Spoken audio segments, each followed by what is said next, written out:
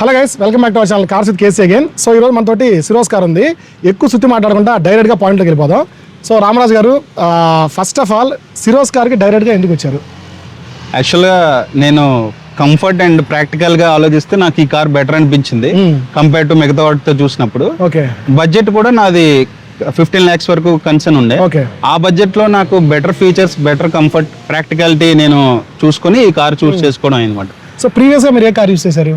Sonet diesel automatic use చేశాను నేను. Okay, so already compact SUV use చేసి మళ్ళీ కాంపాక్ట్ ఎస్యూవీకి నేను వస్తున్నానంటే రీజన్ నాకు నెక్స్ట్ లెవెల్కి వెళ్ళే కంఫర్ట్ ఇందులో నాకు వచ్చింది. సిట్టింగ్ కంఫర్ట్ కానీ, డ్రైవింగ్ కంఫర్ట్ కానీ, సో ఫీచర్స్ కానీ. Okay, so in my bracket 15 lakhs లో నేను నెక్స్ట్ లెవెల్కి వెళ్తే అది ఆల్మోస్ట్ 20 దాకా నేను నియర్ వెళ్ళాలి ఈ ఫీచర్స్ తో.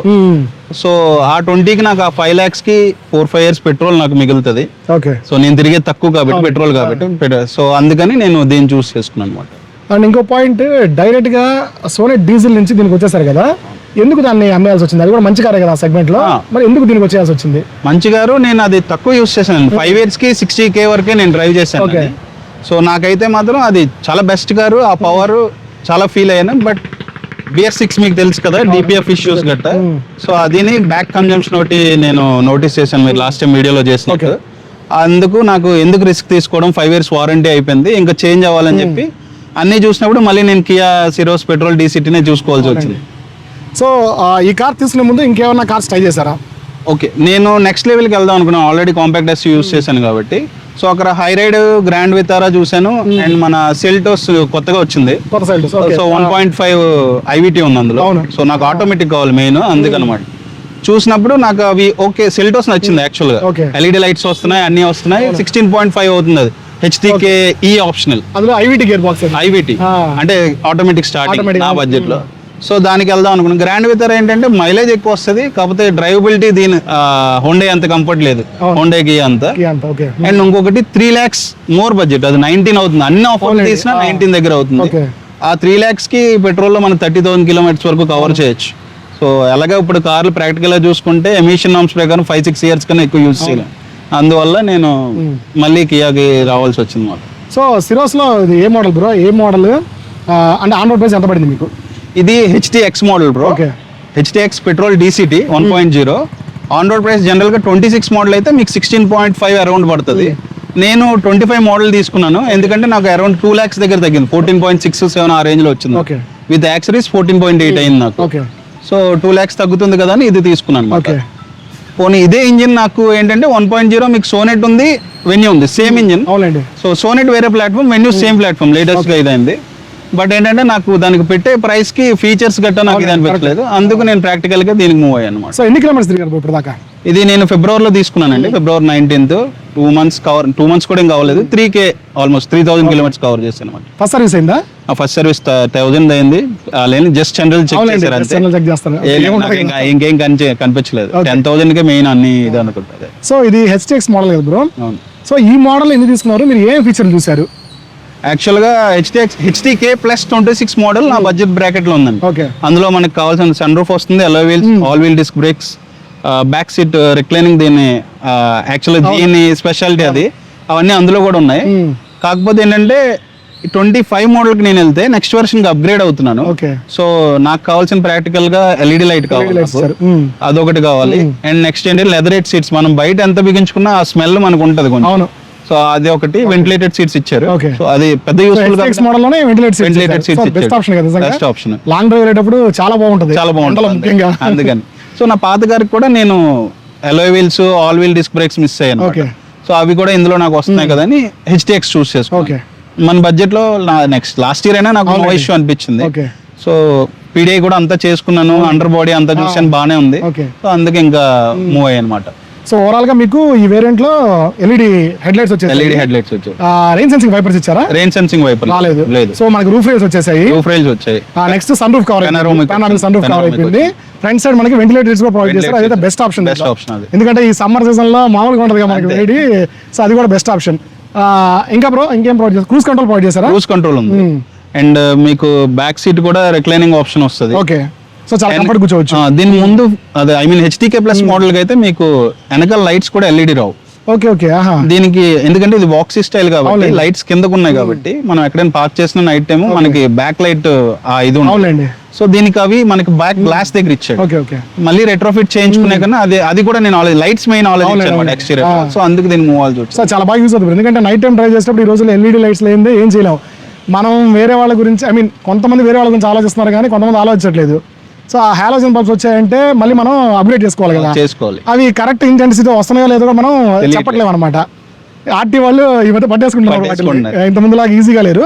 సో ఫ్యాక్టరీ ఫిటెడ్ వచ్చాయంటే మనకి చాలా బెస్ట్ ఆప్షన్ బ్రో అది.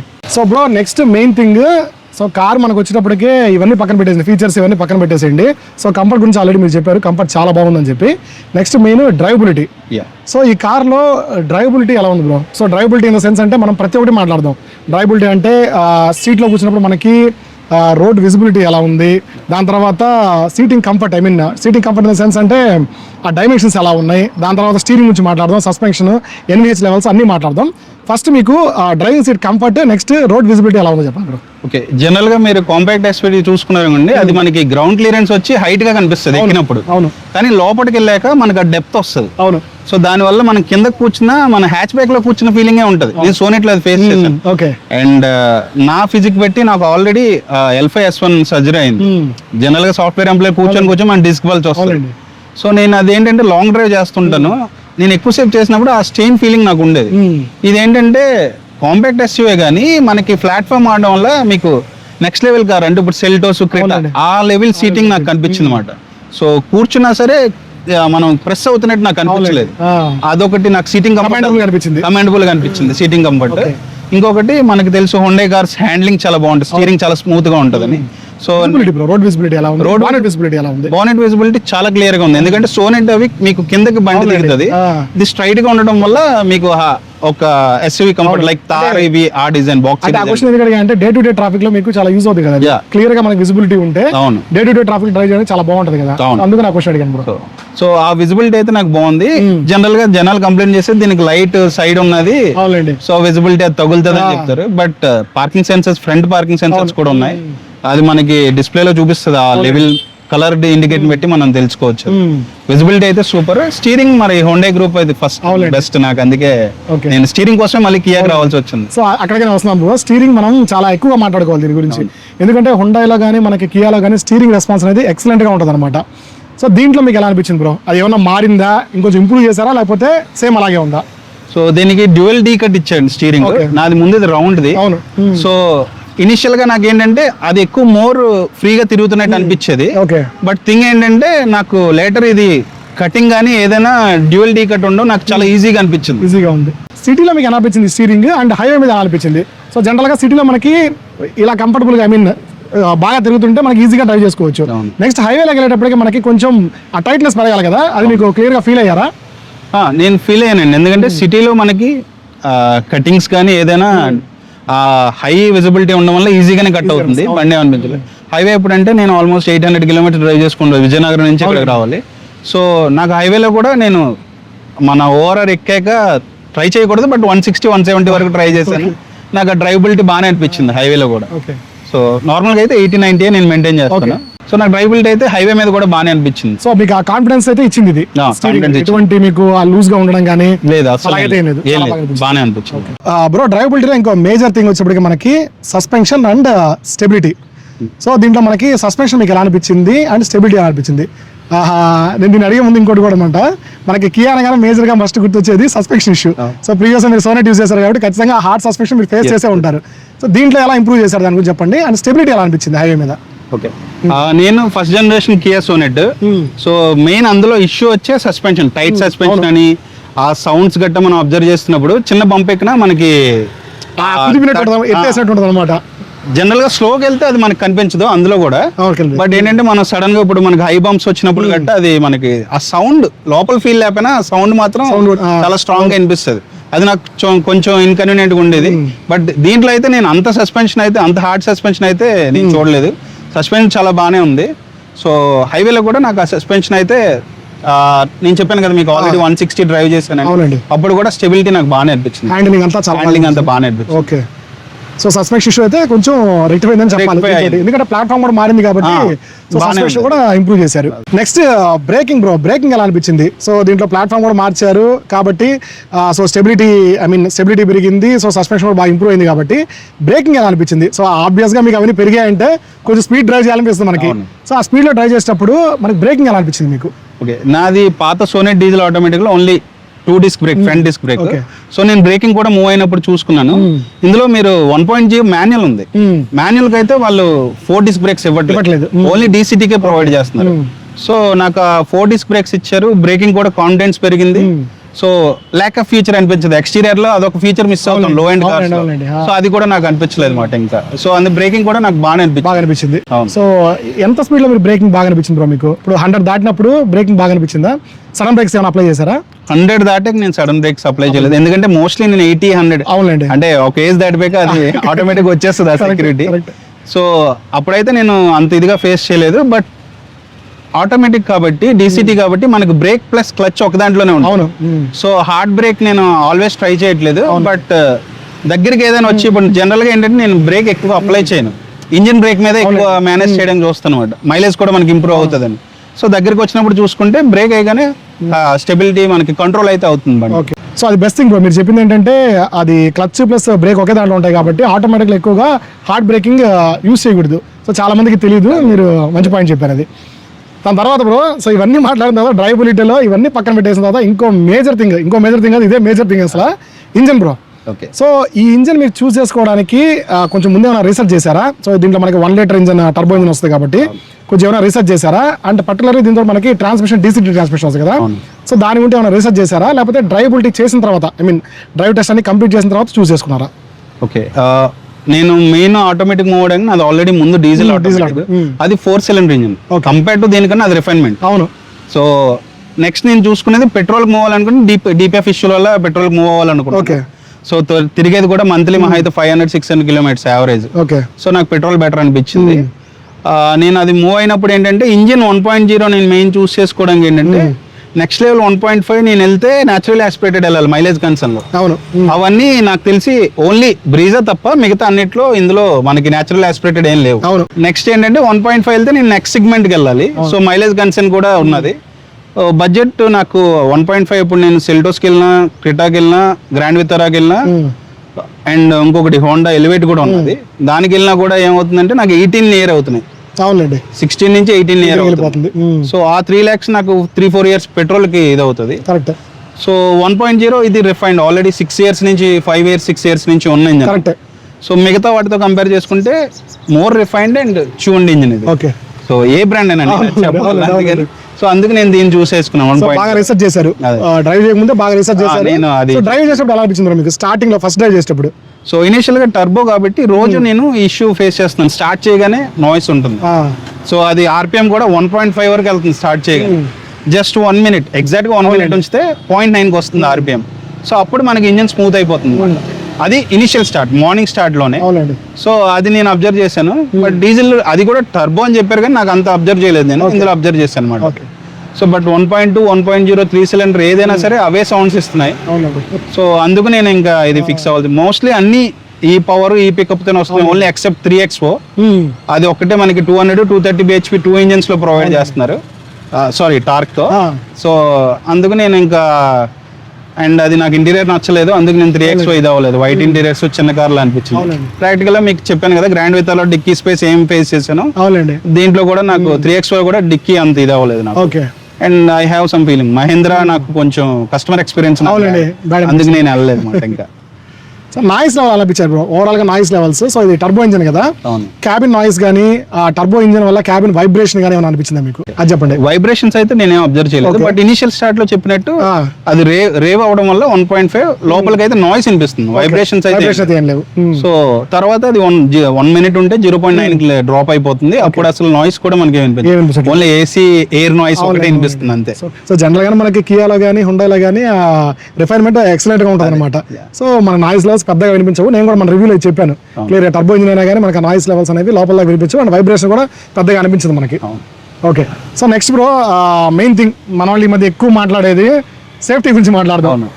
సో ఖచ్చితంగా దీనికి మీరు తీసుకునేటప్పటికి 5 స్టార్ సేఫ్టీ రేటింగ్ వచ్చేసింది. 5 స్టార్ ఉంది, అవును. సో 5 స్టార్ వచ్చేసింది. సో దీని ప్లాట్ఫామ్ మార్చారు, అండ్ ప్లాట్ఫామ్ మార్చినప్పుడు నేను కూడా చెప్పాను ఖచ్చితంగా ఇది 5 స్టార్ రేటింగ్ స్కోర్ చేస్తుందని చెప్పి. సో మీరు ఏం రీసెర్చ్ చేశారు బ్రో? రీసెర్చ్ చేసి 5 స్టార్ రేటింగ్ ఉందని తీసుకున్నారా, లేదు డైరెక్ట్గా వెళ్ళి చెక్ చేసి సో నాకు ఇది బాగా బిల్డ్ క్వాలిటీ బాగా అనిపిస్తుంది, సో బాడీ వెయిట్ కూడా ఇంప్రూవ్ చేశారని చెప్పారు కదా మీరు, సో అవన్నీ టెస్ట్ చేశారా? జనరల్ గా మనకి ఇప్పుడు జనాలందరూ టాటా మహీంద్రా చూస్ చేసుకోవడం కానీ బిల్డ్ క్వాలిటీ అని అంటే బ్లైండ్ గా అది వెళ్ళిపోతున్నారేమో అనిపించింది నాకు. ఎందుకంటే ఒకళ్ళు ఇన్ఫ్లుయెన్స్ చేస్తే మీరు వెళ్తున్నారు అనిపించింది, మనం ఫీల్ అవ్వాలి దాన్ని. సోనెట్ నాకు బిల్డ్ క్వాలిటీ తక్కువ అని ఎప్పుడు అనిపించలేదు, కాకపోతే రేటింగ్ ప్రకారం చూసుకుంటే 3 స్టార్ గానీ నాకు ఎప్పుడు తక్కువ అనిపించలేదు. ఎందుకంటే దాంట్లో కూడా డోర్ హెవీ అనిపించింది, థర్డ్ అనిపించింది. సో నేను అందుకు ట్రస్ట్ అయ్యాను. అండ్ దీనికి వస్తే వెయిట్ ఇంక్రీజ్ అయింది, 5 star rated already. And platform మార్చారు, లేటెస్ట్ ప్లాట్ఫామ్. ఇప్పుడు వచ్చే నాకు తెలిసిన నెక్స్ట్ వచ్చే కియా ఉండే కార్స్ అన్ని ఈ ప్లాట్ఫామ్ మీద ఉంటాయి. ఇప్పుడు వచ్చిన వెన్యూ కూడా ఇదే ప్లాట్ఫామ్, దానికి కూడా 5 స్టార్, అది కూడా 5 స్టార్ రేటింగ్ వచ్చింది. అండ్ స్కోర్ టాటా నెక్సాన్ కన్నా ఎక్కువ స్కోర్ చేసింది. సేమ్ బ్రో, ఇంకోటి మీరు గమనిస్తే అదే చెప్పారు కదా మీరు, ఆ వెయిట్ పెంచడం వల్ల ఈవెన్ డోర్స్ హెవీనెస్ కానీ బానెట్ హెవీనెస్ కానీ చాలా పెరిగింది. అది మీరు అబ్జర్వ్ చేశారా? యాక్చువల్ గా ఫస్ట్ ఈ మోడల్ నేను చూసుకునే ముందు నేను బయట 2-3 కార్లు చూసినప్పుడు ఇక్కడ ఎక్కువ డ్యామేజ్ అయ్యేది, బ్యాక్ నుంచి తగిలి ఇవి నొత్తలు పడి ఉండే. నేనేమనుకున్నానంటే ఈ ప్లాస్టిక్ క్లాడింగ్ వల్ల ఇది నాకు లైట్ గా అనిపించింది. బట్ నేను వన్స్ ఎక్స్పీరియన్స్ చేశాక నాకు ఏంటంటే హెవీ అనిపించింది, డోర్స్ అవన్నీ హెవీ. సో బయటికి డెలికేట్ గా కనిపిస్తుంది కానీ బండి డెలికేట్ కాదు, బికాస్ ఆఫ్ బాక్సీ సేపు అది ఫ్లాట్ గా ఉండడం మనకి ఇది అనిపిస్తుంది అంతే. అండ్ మనకి రియల్ టైమ్ చెప్పడానికి కూడా అంత మేజర్ యాక్సిడెంట్స్ అయితే ఏం అవ్వలేదు ఇంతవరకు కూడా, మనం చెప్తుంటాం కదా మన యాక్సిడెంట్స్ గురించి కూడా. సో అంత మేజర్ యాక్సిడెంట్స్ కూడా అవ్వలేదు. ఇంకోటి ఏంటంటే టెండెన్సీ కూడా ఉంటుంది కదా బ్రో, మీరు అది ఎప్పుడైనా అబ్జర్వ్ చేశారా? ఈ పాయింట్ మనం మాట్లాడదాం. కొన్ని కార్స్ కి మనకి ఆ యాక్సిడెంట్ టెండెన్సీ ఎక్కువ ఉంటుంది, మీరు గమనిస్తే ఎక్కువ యాక్సిడెంట్లు అవుతా ఉంటాయి. మెన్షన్ నేను, సో అది ఎందువల్ల అనిపించింది మీకు?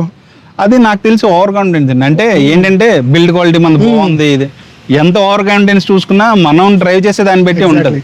అండ్ ఇంకొకటి ఏంటంటే మనం డ్రైవ్ చేస్తున్నప్పుడు ఎదుటోని కూడా మనం అబ్జర్వ్ చేయాలి. జనరల్ మనం ముందు పాస్ అవుతున్నాడు, వీల్స్ చూసుకుంటే మనం అటు లెఫ్ట్కి వెళ్తాడా రైట్కి వెళ్తాడా అని చూస్తాం. మనం ఎంత స్పీడ్లో ఉన్నా రోడ్ ఎంత చూస్తాం, అవతల వెహికల్ టైర్ మూవ్మెంట్ కూడా చూసుకోవాలి. సో అది చూసుకొని డ్రైవ్ చేస్తే నాకు తెలిసి యాక్సిడెంట్స్ అంత అవ్వవు. ఎందుకంటే సడన్ గా కట్ అవుతున్నప్పుడు కూడా మినిమం గ్యాప్ తీసుకొని మనం ఉంటే 50 feet లో మనకి అది కవర్ అవుతుంది. సో డ్రైవ్ చేసేటప్పుడు ఓన్లీ మనకి బిల్డ్ క్వాలిటీ ఒకటే కాదు, మనం డ్రైవ్ చేసేటప్పుడు మనం అబ్జర్వ్ చేయాలి, దాని తర్వాత మన కంట్రోల్ ఉండాలి, ఈవెన్ స్పీడ్ మీద కూడా మన కంట్రోల్ ఉండాలి. సో ఇవన్నీ లేకుండా ఓన్లీ బిల్డ్ క్వాలిటీ మీద డిపెండ్ అవ్వకూడదని మనకి రామరాజ్ గారు చెప్తున్నారు. సో అది పర్ఫెక్ట్గా అబ్జర్వ్ చేశారు తను. ఈవెన్ సో సేఫ్టీ గురించి కూడా ఏమైనా కాంప్రమైజ్ అవ్వలేదు. సో దీనిలో ఆల్రెడీ 5 స్టార్ సేఫ్టీ రేటింగ్ వచ్చింది. కొంతమంది దీని ఏమంటే కొంచెం కామెడీగా మాట్లాడుతున్నారు. సో అది కామెడీ ఏం కాదు, అందరూ ఈ మధ్య ప్రతి కార్లో కూడా ఆ నామ్స్ అన్ని ఫాలో అవుతున్నారు. సో దాన్ని మీరు లైట్ గా తీసుకోవద్దు. అండ్ వాళ్ళు ఏంటంటే సేఫ్టీ అంటే కార్ బిల్డ్ క్వాలిటీ సేఫ్టీ అనుకుంటున్నారు. మెయిన్ థింగ్ ఏంటంటే లోపల మంచికి ఇంపాక్ట్ అవ్వదు, స్ట్రక్చర్ ఇది అవ్వకూడదు, మనకి ఇంజూర్ అవ్వకుండా ఉండేది సేఫ్టీ నేచర్. అంతేగాని కారు మిగలాలని కాదు, మనిషి మిగలాలని అక్కడ మెయిన్ థాట్ అది.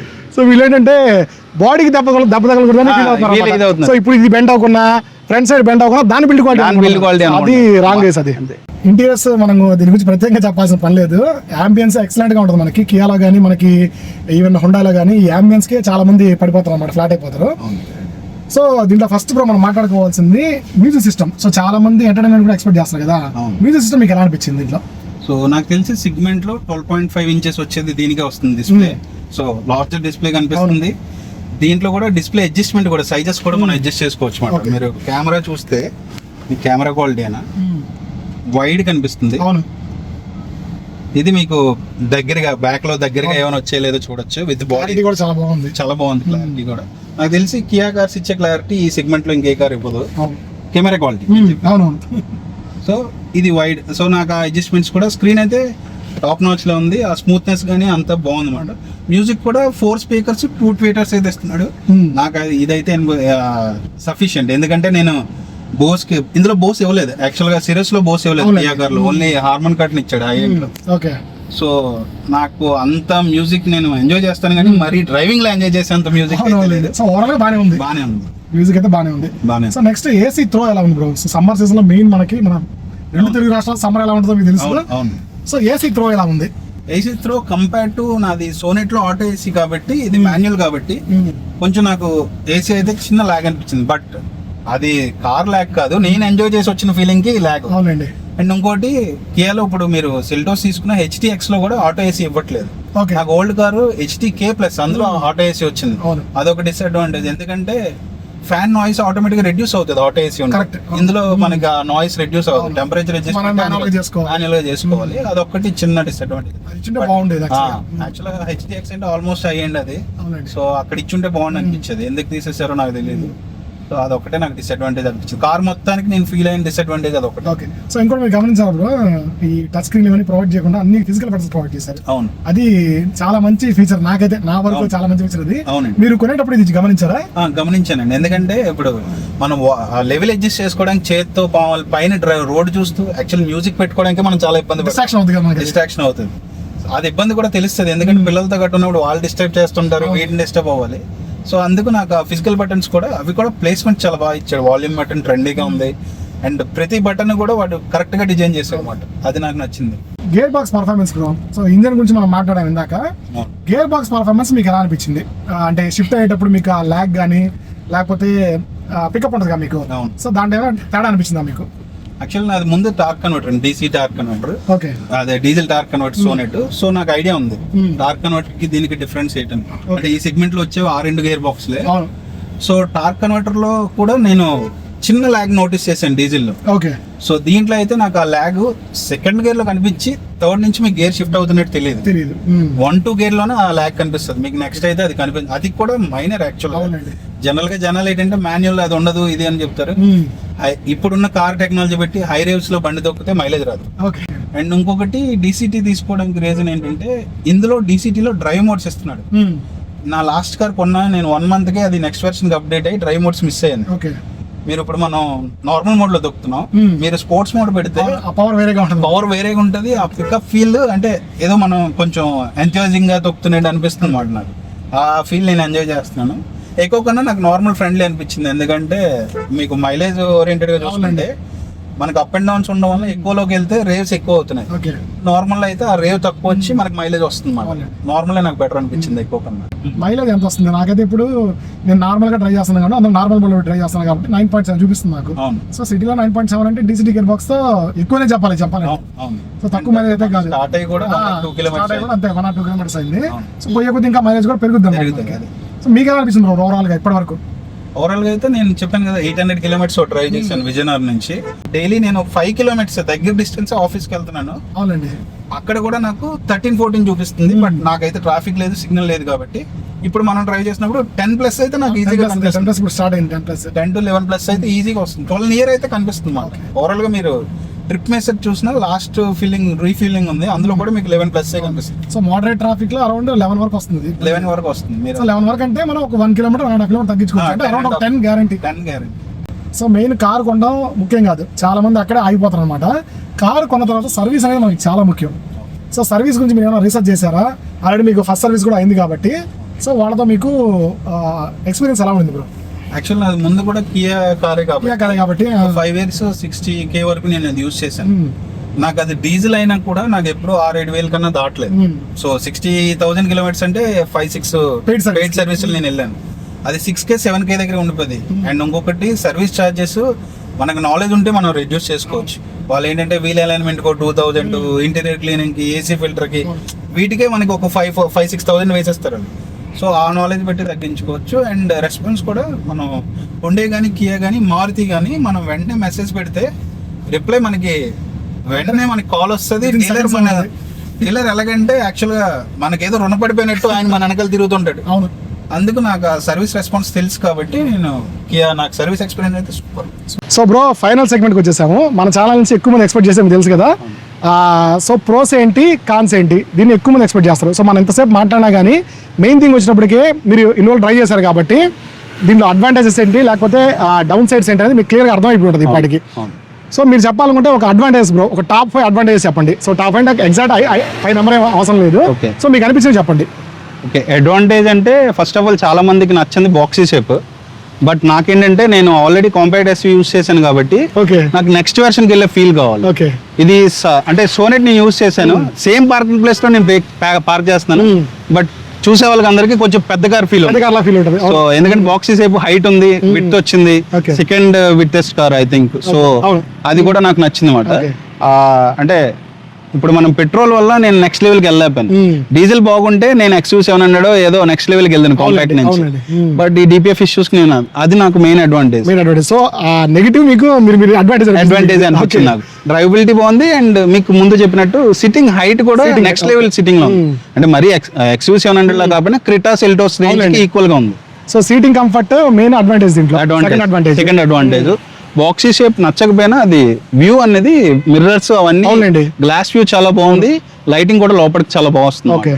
అండ్ ఇంటీరియర్ కూడా నాకు ఆల్రెడీ నా సోనెట్ లో బ్లాక్ ఇంటీరియర్స్, దాని వల్ల ఏమవుతుందంటే మీరు నైట్ గానీ ఎర్లీ మార్నింగ్ కానీ డ్రైవ్ చేసినప్పుడు ఆ లైటింగ్ అంతా బ్లాక్ ఆల్మోస్ట్ అబ్జర్వ్ చేసుకుంటుంది, మీకు ఐస్ స్టెయిన్ అవుతాయి. సో నేను అది ఫీల్ అయ్యాను. నెక్స్ట్ ఇంటీరియర్ నేను బ్లాక్ తీసుకోకూడదు అన్నాను. జనరల్ గా స్పోర్టీ ఉంటదని అందరూ వెళ్తారు, బట్ ఇది చాలా మంచి పాయింట్ మీరు చెప్పింది. ఎందుకంటే చాలా మంది ఆ వైట్ ఇంటీరియర్స్ ఈ మధ్య ఎక్కువ కాలం చూస్తున్నారు, white interiors light colour interiors provide చేస్తారు. దానివల్ల ఏంటంటే నైట్ టైం మీరు డ్రైవ్ చేసేటప్పుడు అది అబ్జర్వ్ చేసుకోదు అనమాట. సో బ్లాక్ క్లియర్ గా అబ్జర్వ్ చేసుకొని మనకి రోడ్ విజిబిలిటీ క్లియర్ గా ఉండదు. మంచి పాయింట్ చెప్పింది. అందుకని నేను ఇది గ్రే వచ్చింది, అందుకు నేను దీనికి మూవ్ అయ్యాను అనమాట. అదొకటి పాయింట్. అండ్ ఇంకా అనుకుంటే మనకి ఇందులో 16 ఇంచ్ వీల్స్ వచ్చాయి. నార్మల్ గా అన్నిట్లో అదే 17 ఇంచ్ నెక్స్ట్ వర్షన్ నుంచి వస్తుంది. But all wheel disc brake ఇచ్చాడు, అదొకటి నాకు ఎక్స్టీరియర్ గా. అండ్ ఈ వెర్షన్ చూసుకోవడానికి LED లైట్లు ఇక్కడ నుంచి స్టార్ట్ అవుతాయి. అవును, ఫీచర్స్ మెయిన్ అడ్వాంటేజ్. మీకు 15 లక్షల బడ్జెట్ లో DCT గేర్ బాక్స్ తోటి అన్ని ఫీచర్లు అంటే అదొక మేజర్ అడ్వాంటేజ్. జనరల్ గా అందరూ HTK ప్లస్ అని మన మిగతా ఛానల్స్ బడ్జెట్ వేరియంట్ అని చెప్పారు, కానీ నాకైతే 1 lakh పెరిగినా సరే LED లైట్స్ బయట ఎక్స్టీరియర్ లో మనకి రేర్ వైపర్ LED లైట్స్ నేను లాస్ట్ టైం నా కార్ లో మిస్ అయినవన్నీ నాకు ఇందులో కనిపించాయి. LED లైట్స్ రేర్ వైపర్ కూడా చాలా ఇంపార్టెంట్. వర్షం పడినప్పుడు చాలా మంది దాన్ని ఇగ్నోర్ చేస్తాం. అవును, సో రేర్ వైపర్ కూడా చాలా ఇంపార్టెంట్. అందుకు నాకు ఫీచర్ వైజ్ కూడా ఇది బాగా అనిపించింది. అందుకని so overall drivability wise, comfort, next features ఇవన్నీ మేజర్ అడ్వాంటేజెస్ అని మీరు ఫీల్ అవుతున్నారు. అవును. డిసడ్వాంటేజ్ అంటే జనరల్ గా జనాలు చెప్పుకునేది బాక్సీ కదా, అవునండి, రోలింగ్ ఉంటది అది ఇదని. సో రోలింగ్ అవసరం లేదు అనుకున్నా, నాకు తెలిసి సెడాన్ కి వెళ్ళడం బెటర్. ఇండియా మూవ్ అయిందే మన కాంపాక్ట్ SUV కి మనకి హైట్ కావాలండి. మీరు ఏ కాంపాక్ట్ SUV తీసుకున్నా మినిమం రోల్ అయితే ఉంటుంది. నేను అదైతే ఖచ్చితంగా చెప్పగలను, లేకుండా అయితే ఉండదు. బాడీ హైట్ పెరిగిన కొద్దీ ఆ రోడ్డు ఇది మనకి మిస్ అవుతుంది, ఆ గ్రిప్ మిస్ అవుతుంది ఆటోమేటిక్ గా. మనం అది ఊగుతాం కామన్ గా. హైట్ ఉన్న వాళ్ళకి అదే డిసడ్వాంటేజ్, పొట్టుకున్న వాళ్ళకి అదే advantage. So sedan actual practical గా నాకు సెట్ అవ్వదు. అంటే నా పర్సనాలిటీకి కానీ నాకున్న ఇష్యూస్ ద్వారా నాకు సెట్ అవ్వదు. అంటే ఇప్పుడు నేను R15 తొక్కినట్టు ఉంటుంది తీసుకెళ్ళి. అందుకని క్రూజర్ ప్రిఫర్ చేసే రేంజ్ లో నేను R15కి వెళ్ళలేను. సో అదే బ్రో, ఈ బాక్సీ డిజైన్ వల్ల ఇంకొంతమంది డిసడ్వాంటేజ్ ఏం ఫీల్ అవుతున్నారంటే మైలేజ్ తగ్గదని అనుకుంటున్నారు. సో మీకు ఆ మైలేజ్ డ్రాప్ ఏమైనా అనిపించిందా? సోనెట్తో అంటే మీరు డీజిల్ డ్రైవ్ చేశారు కాబట్టి మీకు పెద్ద ఐడియా ఉండదు. సోనెట్తో కంపేర్ చేసినప్పుడు రియల్ వరల్డ్ లో నేను చాలా మంది దగ్గర చెక్ చేశాను.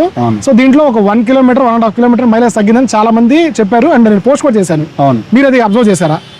మేబీ ఎందుకంటే నాకు డీజిల్ లో సోనెట్ అది ఈజీగా 30% ఫుల్ ట్యాంక్ సోనెట్ నాకు 800 కిలోమీటర్స్ వచ్చేది, ఇది మనకి 650 వస్తుంది. సో 30% డిఫరెన్స్ ఉంది. ఆ మైలేజ్ అయితే నేను అబ్జర్వ్ చేయలేదు. బట్ మీరు చెప్పింది నిజం అవ్వచ్చు, ఎందుకంటే సోనెట్ కి దీనికి 100 kgs తేడా ఉంది. క్రాఫ్ట్ లో వెయిట్ ఇంక్రీజ్ అయింది. సో అది నేను బికాస్ ఆఫ్ బాక్సీ అనుకోను, ఎందుకంటే మీరు ఇక్కడ చూసుకుంటే ఇది మనకి బాక్సీ షేప్ రాలేదు. ఏరోడైనమిక్ ఇది బానే ఉంది, ఇది బానే ఉంది. వెనకాల మీకు ఆ స్పాయిలర్ కైండ్ కూడా ఇలా డౌన్ లోనే ఉంది. సో నాకు అనిపించింది ఇది, నేను అంత వెయిట్ ఇంక్రీజ్ అవడం వల్ల మేబీ నెక్స్ట్ వెన్యూ కూడా సేమ్ వెయిట్ కాబట్టి అది కూడా డౌన్ అవ్వచ్చేమో అనుకుంటున్నాను. ప్రీవియస్ వెన్యూ కన్నా డౌన్ అయింది. సో మేబీ వెయిట్ అని నేను కన్ఫర్మ్ అనుకుంటున్నాను. సో వెయిట్ అని అనుకుంటున్నారు అంతే.